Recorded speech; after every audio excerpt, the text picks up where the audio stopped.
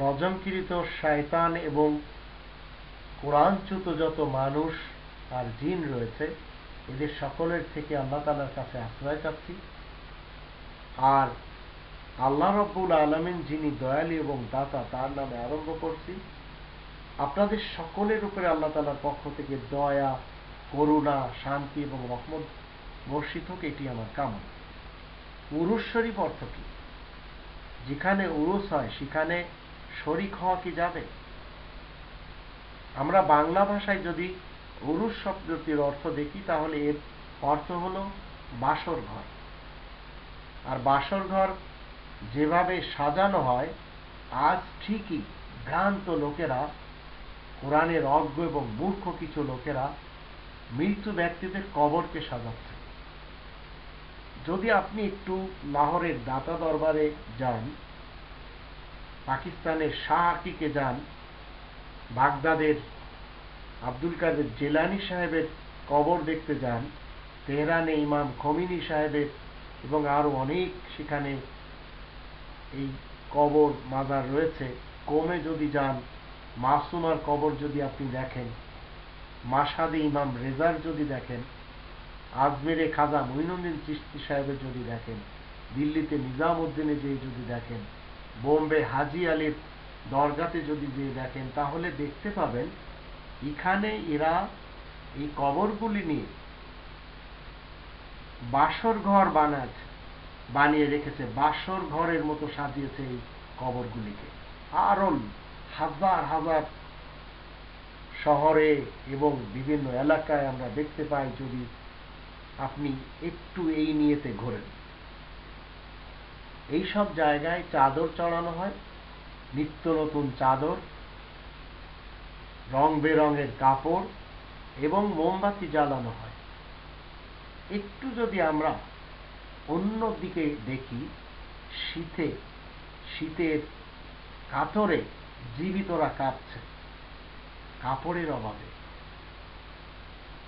আর যদি আপনি একটু যেসব ঝোপড়ার ভিতরে মানুষেরা বসবাস করে সেই সব জায়গাতে যেয়ে দেখেন তেলের অভাবে তারা বাতি জ্বালাতে পারে না।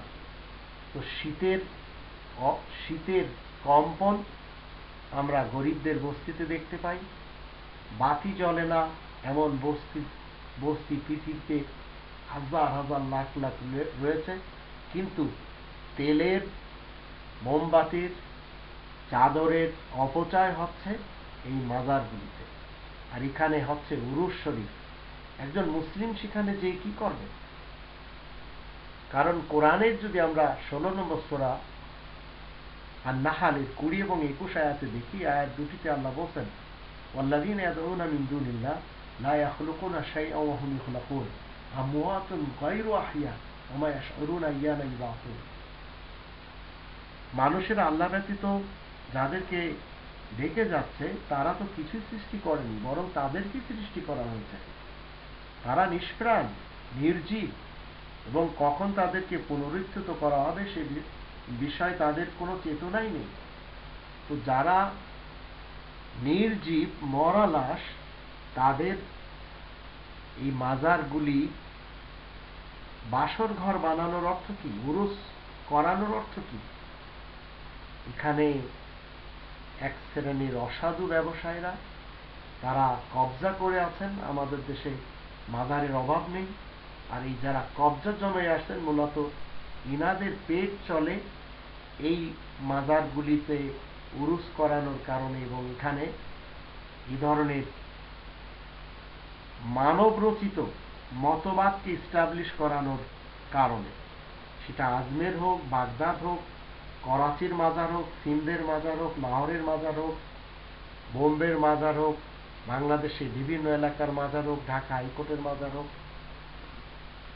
এগুলির মূলত পিছনে যদি আপনি একটু দেখেন, এক শ্রেণীর অসাধু যারা কোরআনচ্যুত লোক, তারা এগুলি প্রমোট করছে এবং জনসাধারণকে বোকা বানিয়ে তাদের পকেট থেকে নজরানা নিচ্ছে, আর এই পয়সা দিয়ে এরা এদের জীবন কাটাচ্ছে।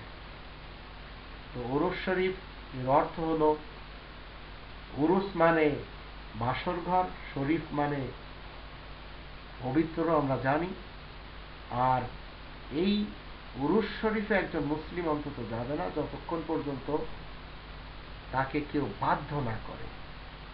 আর বাধ্য হলেও তাকে এমন ভাবে যেতে হবে যেন সে সেটাকে পছন্দের সাথে না যায়, অপছন্দের সাথে যেন সে যায়, যদি বাধ্য করা হয়। আল্লাহ রাব্বুল আলামিন আমাদেরকে কোরআনের সত্যটি জেনে বাতিলকে